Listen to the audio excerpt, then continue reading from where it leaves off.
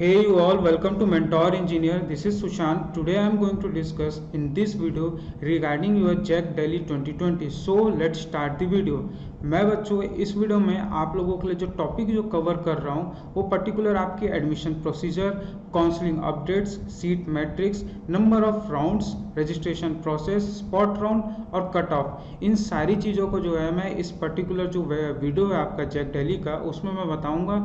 साथ ही एक चीज़ मैं आप लोगों को और बता देता हूँ, ये जो मैं वीडियो बना रहा हूँ ये पूरा आप लोगों का एक स्लाइड में बना रहा हूँ, तो आप लोग जो है वीडियो को लास्ट तक देखिएगा क्योंकि ये सारी चीज़ें मैं बोलते भी जाऊँगा और आप लोगों को वो चीज़ें जो है दिखती भी रहेगी, तो इससे आप लोगों को चीज़ों को समझने में ज़्यादा सहूलियत रहेगी।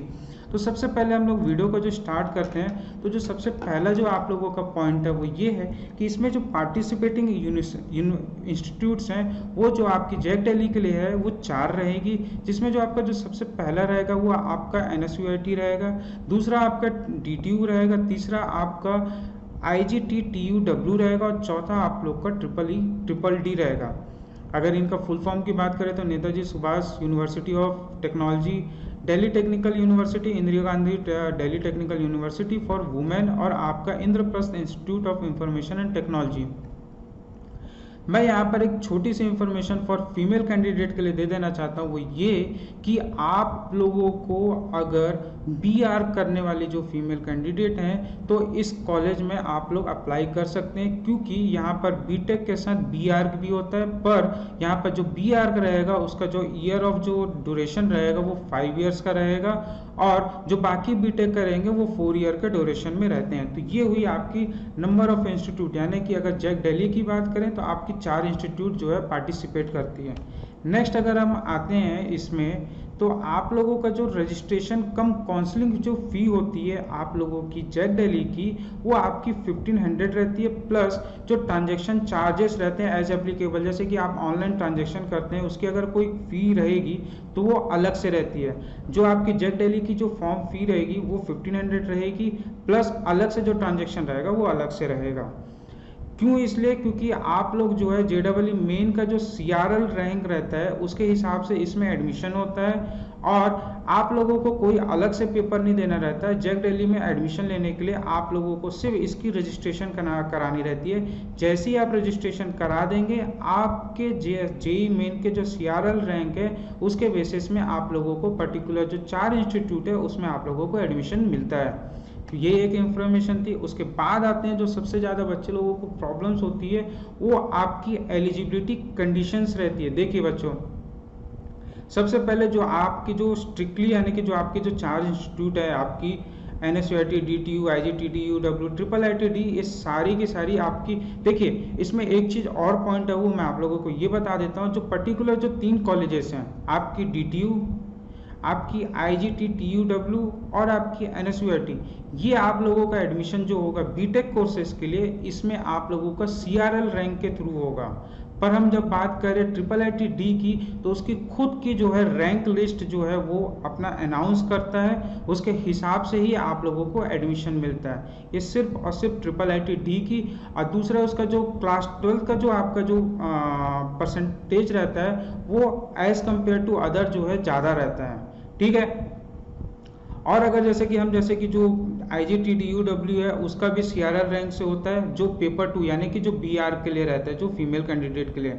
और मैंने आपको ये तो बता ही दिया कि IIIT का जो एडमिशन होता है वो आप लोगों का बोनस पॉइंट के अचीवमेंट में भी होता है, आपका क्लास 12 के होता है, फिर आपका रैंक लिस्ट निकाला जाता है। इस टाइप का बहुत सारी चीज़ों से आप लोगों का एलिजिबिलिटी जो कंडीशंस है उसके आप बोनस पॉइंट यानी कि उसके फ़ायदे आप उठा सकते हैं। अगर आप जैसे कि ओलंपियाड में आप लोगों का किसी टाइप का सर्टिफिकेशन है, आप किसी टाइप के कल्चरल एक्टिविटीज़ में अगर आप लोग का सर्टिफिकेशन है तो उसका एक फॉर्म होता है, उस फॉर्म को फिलअप करके रहेंगे तो आप लोगों को कॉलेज में एडमिशन लेने में आप लोगों को सहूलियत मिल सकती है। रैंक अगर आपका किसी कारणवश अगर ज़्यादा है, अगर आपके पास इसके अलावा भी अगर कोई चीज़ जैसे कि कल्चरल टैलेंट, आपका NTSC हो गया, आपका ओलंपियाड हो गया, स्पोर्ट्स में हो गया, आपका कल्चरल हो गया, चेस हो गया, इनोवेशन हो गया, किसी भी तरीके की कोई भी चीज़ में अगर आप इन्वॉल्व हैं और उसका आपका सर्टिफिकेट आप उसमें अप्लाई कर दीजिए, आप लोगों को जो है CRL रैंक के कम ज़्यादा होने में आप लोगों को फ़ायदा मिल सकता है, क्योंकि एक उसका अलग से क्राइटेरिया जो है ये कॉलेजों में रखा गया है। दूसरी बात अगर हम बात करें रीजन की, तो यहाँ पर 2 रीजन होता है, एक आपका दिल्ली रीजन होता है, एक आपका आउटसाइड दिल्ली रीजन होता है। जो दिल्ली रीजन के लिए जो आप लोगों का जो परसेंटेज ऑफ सीट्स को अलॉट किया गया वो आपका 85% है, और जो दूसरा आपका है वो 15% जो है आपका आउटसाइड दिल्ली रीजन कैंडिडेट के लिए है, ठीक है। और जो आपके जो कैंडिडेट रहेंगे जो दिल्ली रीजन के, अगर वो पास होंगे qualifying exam from recognised school college institute located outside the national capital of Delhi will be considered for outside Delhi region only, ठीक है। ये बात हुई, तो ये कंप्लीट आपका एलिजिबिलिटी कंडीशन है। उसके बाद अगर हम आगे चलें तो यहाँ पर आपको दिख रही होगी, मैंने 3 स्क्रीनशॉट लिए हैं आपके सीट मैट्रिक्स की। तो अगर आप NSUIT की अगर आप सीट बोले तो टोटल इसकी जो सीट्स हैं वो आप लोगों की अप्रॉक्स 1080 सीट्स जो है कैलकुलेट की गई है। अगर आप इसमें देखिए, अगर आप दिल्ली रीजन की देखिए तो जो कंप्यूटर के लिए वो 70 सीट्स दी गई है, और अदर्स का अगर हम बात करें तो इस टाइप का अगर टोटल सीट देखें तो 77 है। CSAE का आपका 26 है, IT के लिए आपका 51 है, और MAC के लिए 26 है, ECE के लिए आपका 77 है। तो ओवरऑल अगर हम बात करें दिल्ली रीजन के लिए तो 463 है ना, जनरल कैटेगरी के लिए।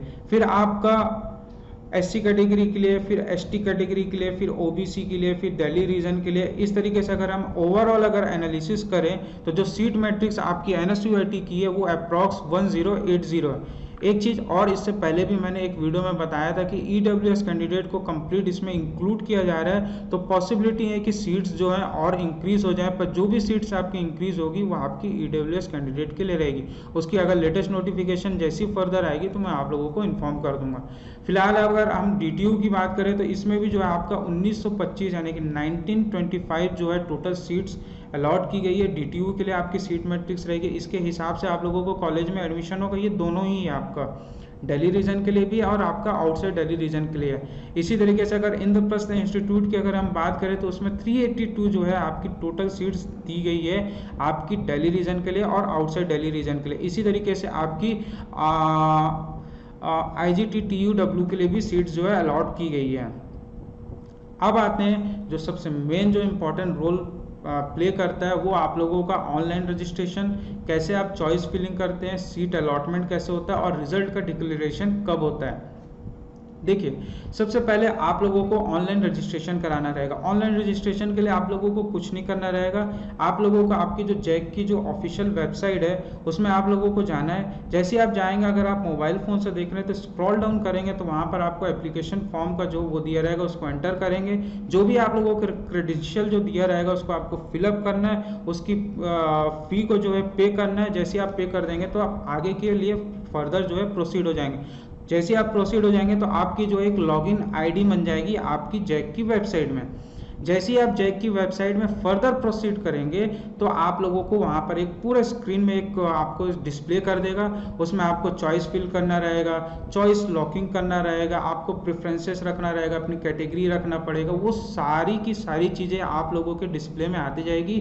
जिस के लिए आप एलिजिबल हैं वो चीज़ों को आपको उसमें फिल कर देना है। जैसे आप फिल कर देंगे, आप अपने रैंक के हिसाब से जितना यानी कि आपको जितना टॉप में सबसे अच्छी ब्रांच को रखते हुए ऐसे बॉटम करते हुए जो है आप लोगों को चॉइस को फिल करना है। एक बार आप चॉइस फिल कर दिए और उसके बाद आपने चॉइस को लॉक कर दिया, उसके बाद आप कोई भी चेंजेस उसमें नहीं कर सकते हैं।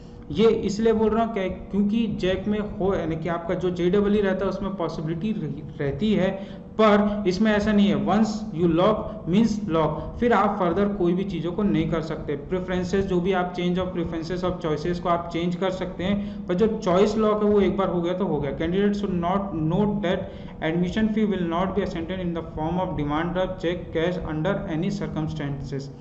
तीसरी बात आपकी ये रहेगी कि a candidate who has already been admitted and gets upgraded in next round of counselling is not required to report at the upgraded university institute.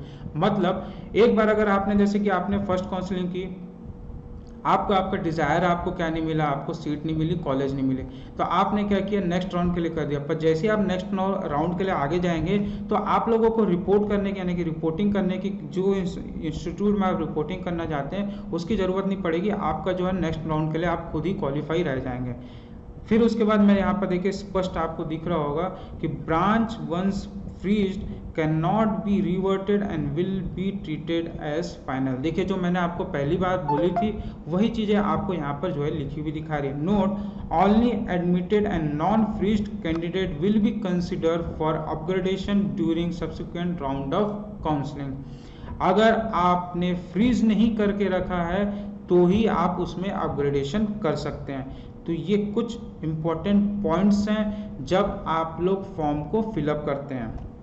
Next अगर आपकी बात आती है डॉक्यूमेंट्स की, तो देखिए डॉक्यूमेंट्स में अगर बेसिक डॉक्यूमेंट्स अगर बोले तो आपका 10th हो गया, 12th हो गया। अगर आप कैटेगरी से आते हैं तो आपका कैटेगरी सर्टिफिकेट हो गया। आउटसाइड से हैं तो आपका हो गया रैंक कार्ड हो गया, क्वालिफाइंग आपका क्लास 12 का रिजल्ट हो गया, सीट अलॉटमेंट लेटर हो गया, JEE का एडमिट कार्ड हो गया, उसका रैंक कार्ड हो गया। इस तरीके से जितनी भी आपका डॉक्यूमेंट्स, जो भी चीज़ें की आपकी ज़रूरत रहेगी उसकी आपके पास ओरिजिनल जो है डॉक्यूमेंट्स होना चाहिए। उसका आपके पास स्कैन कॉपी होना चाहिए, क्योंकि इस बार जो भी काउंसलिंग हो रही है ऑनलाइन के थ्रू हो रही है, ठीक है। फिर आप लोगों का ऑनलाइन क्रिएटेड रजिस्ट्रेशन फॉर्म जो रहेगा उसको आपको गार्जियंस का साइन रहना चाहिए, या तो पेरेंट का या तो कैंडिडेट का रहेगा। जो भी आपने चॉइस फिल करके रखी उसका आप एक प्रिंट आउट अपने पास रखे रहिएगा। आपके पास 3 पासपोर्ट साइज फोटो होना चाहिए। आपका जो एडमिट कार्ड है उसका आपके पास प्रिंट आउट होना चाहिए। मार्कशीट है आपकी जो क्वालिफाइंग एग्जाम है, जैसे क्लास 12th का हो गया, 10th का हो गया, डेट ऑफ बर्थ का सर्टिफिकेट हो गया, माइग्रेशन सर्टिफिकेट हो गया अगर आप बाहर से हैं। तो इस तरीके से आप लोगों को सारी डॉक्यूमेंट्स की जो है ज़रूरत पड़ेगी आपके काउंसलिंग के प्रोसेस के लिए। खासकर बहुत सारे बच्चे लोगों को जो डेट ऑफ बर्थ का जो सर्टिफिकेशन रहता है उसमें प्रॉब्लम जाती है। अगर आपका डेट ऑफ बर्थ का अगर आपके पास सर्टिफिकेट नहीं है तो आप जो है क्लास 10th का जो सर्टिफिकेट है उसको आप जो है अप्लाई कर देंगे तो भी आप लोगों को कोई भी प्रॉब्लम आपके काउंसलिंग में नहीं जाएगी। अब जब सबसे लास्ट में जो हर बच्चे लोगों को जो डाउट होता है, सर मेरा इतना CRL रैंक आया, मेरा इतना CRL रैंक आया, क्या मेरे को इस कॉलेज में इस ब्रांच में एडमिशन मिल सकता है क्या? तो उसी के लिए मैंने कैटेगरी वाइज कट ऑफ का जो है स्क्रीनशॉट लेकर रखा है। इसमें आप अगर देखेंगे तो सबसे पहले मैंने IIIT का रखा है। जो IIIT है वो मैंने आपको पहले ही बताया कि ये आपका रैंक लिस्ट अपना खुद बनाता है, उसके साथ जो है आपको कॉलेज में एडमिशन देता है। तो आप जनरल कैटेगरी का अगर आप देखेंगे तो CSE के लिए आपको अप्रॉक्स जो है आप लोगों को 15,000 अगर आपका JEE मेन का रैंक आया रहेगा तो ही आप लोगों को इस कॉलेज में एडमिशन मिलेगा। ज़्यादा से ज़्यादा अगर इसमें देखें तो 1,74,000 तक आप लोगों का इसमें एडमिशन होने के चांसेस रहते हैं। ये जो भी मैं कट ऑफ बता रहा हूँ ये फाइनल राउंड यानी 4th राउंड का कट ऑफ बता रहा हूँ। इसी तरीके से अगर NSUIT का देखें तो इसमें भी आप लोगों का अगर कंप्यूटर अगर ब्रांच चाहिए रहेगा तो 3,000 से 4,000 के बीच में अगर आपका रहता है तो दिल्ली रीजन के लिए आपको आसानी से मिल जाएगा। और अगर आपका 1000 से 1900 यानी कि 1000 से 1900 रैंक तक अगर आपका आता है तो आप लोगों को CSE ब्रांच जो है आप लोगों को NSUIT में मिल जाएगा। मैक्सिमम अगर आप इसका बोलें तो इसमें जो है 9 लाख तक का भी जो है आप लोगों को जो है जो कैटेगरी वाले उनको मिला है। जो PD यानी कि जो PWD वाले कैंडिडेट हैं उन लोगों का भी एडमिशन इसमें जो है बहुत ही आसानी से मिल गया है। नेक्स्ट अगर हम बात करें और भी जो आपके बाकी कॉलेजेस हैं उसका भी इसी टाइप का जो है आप लोगों को मिल जाएगा। ठीक है बच्चों, तो यही एक नोटिफिकेशन थी कंप्लीट आप लोगों की वीडियो में। मैंने इसमें आप लोगों का admission process, document required, seat matrix, college wise, category wise cut off, जितने भी कॉलेजेस हैं क्या आप लोगों को डूज एंड डोंट्स करना है आप लोगों को वो चीज़ें मैंने बता दी हैं। तो ये एक कंप्लीट वीडियो था। और अगर इसके अलावा भी अगर आप लोगों को इसके वीडियो बनने के बाद भी आप लोगों को अगर ऐसा लगता है कि आप लोगों को कोई डाउट है तो मैंने एक आपके जो डिस्क्रिप्शन बॉक्स है उसमें एक पेड काउंसलिंग का जो है मैं एक लिंक दिया हुआ हूँ, आप उसमें जाइए और मेरे में जो है आप फॉर्म को फिलअप करिए। जैसे ही आप फॉर्म को फिलअप कर देंगे मैं आप लोगों से 1-to-1 मैं या मेरा टेक्निकल टीम जो आपकी रहेगी वो आप लोगों से 1-to-1 काउंसलिंग कर देगी, जिससे आप लोगों को फर्दर कोई प्रॉब्लम ना हो। तो मिलते हैं अगले वीडियो में, तब तक के लिए बाय बाय।